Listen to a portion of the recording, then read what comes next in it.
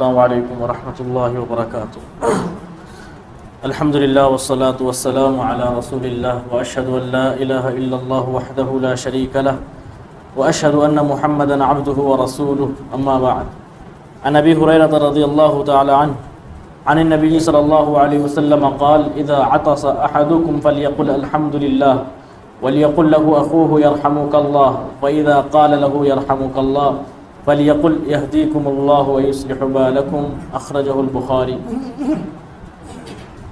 حاضرین، جو حدیث آپ کے سامنے پڑھی گئی ہے یہ چھینک کے وقت کون سا ذکر ادا کیا جائے اور پھر اس کے بعد کے کیا آداب ہیں، یہ اس کے تعلق سے حدیث ہے۔ حدیث کے اندر نبی کریم صلی اللہ علیہ وسلم نے ادب سکھلایا کہ جب کسی انسان کو چھینک آئے تو اس کو الحمدللہ کہنا چاہیے، اللہ کی تعریف کرنی چاہیے کہ تمام تعریفوں کا مستحق، تمام تعریفوں کے لائق صرف اللہ رب العالمین ہے۔ تعریف اچھی چیزوں پر کی جاتی ہے، اللہ رب العالمین کی تعریف نعمتوں پر کی جاتی ہے۔ تو گویا کہ حدیث سے یہ اشارہ ملتا ہے کہ کوئی انسان اگر چھینکتا ہے تو یہ اللہ رب العالمین کی طرف سے ایک نعمت ہے۔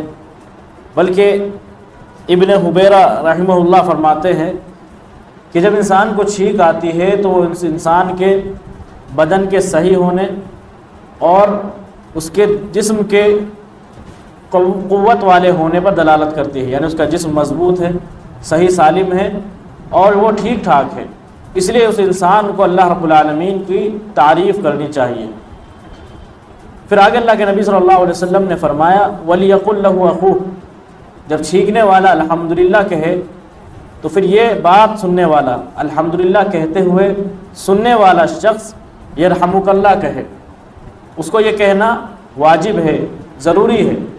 اگر کوئی انسان کسی کو چھینکتے ہوئے الحمدللہ کہتے ہوئے سنتا ہے تو جو سنتا ہے کہ اس نے الحمدللہ کہا ہے تو سننے والے کے لیے ضروری ہے کہ یرحمک اللہ کہے، اور پھر دوبارہ چھینکنے والا یرحمک اللہ جس نے کہہ کر کے آپ کو دعا دی ہے، چھینکنے والے کو دعا دی ہے، پھر چھینکنے والا دوبارہ سے دعا کہے گا یہدیکم اللہ ویصلح بالکم۔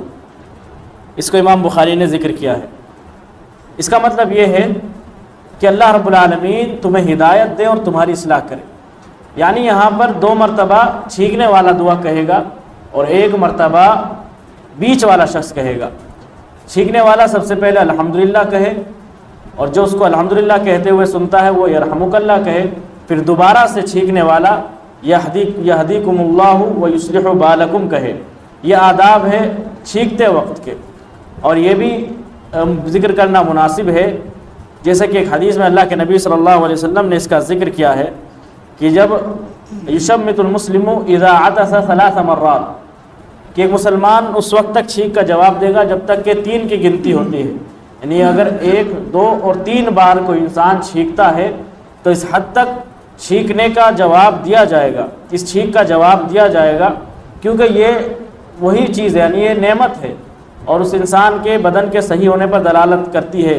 لیکن جب 3 سے زیادہ تعداد ہو جائے، 4 یا 5 بار کوئی انسان چھینک دے تو پھر اس کے اندر مرض ہے، مرض زکام کا مرض ہے، تو یہ تعریف کے لائق چیز نہیں ہے، بلکہ اس کے اندر جب مرض آ گیا ہے تو یہ پھر صبر والی چیز ہے، اس میں الحمدللہ نہیں کہا جائے گا۔ تو الحمدللہ 3 بار اگر کوئی شخص چھینکتا ہے تو اس حد تک کہا جائے، اگر زیادہ بار کوئی چھینک رہا ہے تو اس کو مرض لاحق ہے، اس وقت وہ نہ تو الحمدللہ کہے گا اور نہ ہی اس کا جواب دیا جائے گا۔ تو یہ بعض آداب تھے جس کا ہم کو خیال رکھنا چاہیے کہ جب بھی ہمیں چھینک آئے تو ہم الحمدللہ کہیں اور پھر سامنے والا بھی یرحمک اللہ کہے، پھر دوبارہ سے چھینکنے والا یہدیکم اللہ ویصلح بالکم کہیں۔ مختصر سے الفاظ ہیں، چند الفاظ ہیں، ان کو یاد کرنا کوئی مشکل بھی نہیں۔ تو اسلامی آداب ہیں، اگر ان کو اپنائیں گے ثواب ہی ثواب ہے اور پھر ہمارے اوپر واجب بھی ہے۔ یہ مسلمان کا حق ہے جب وہ چھینکے اور الحمدللہ کہے تو اس کا جواب دیا جائے۔ یہ ان حقوق میں سے ہے جو اللہ کے نبی صلی اللہ علیہ وسلم نے گنائے تھے، جو ہم نے اس مجلس میں پہلی مجلس جو لگی تھی اس میں ذکر کیا تھا کہ مسلمان کے دوسرے مسلمان پر 6 حق ہیں۔ اس میں سے ایک یہ بھی تھا کہ جب مسلمان کو چھینک آئے تو اس کی چھینک کا جواب دیا جائے۔ اللہ رب العالمین سے دعا ہے اللہ رب العالمین ہمیں ان باتوں پر عمل پیرا ہونے کی توفیق دے، اسلامی اخلاق اور آداب کو مکمل طریقے سے اپنانے کی توفیق دے، آمین۔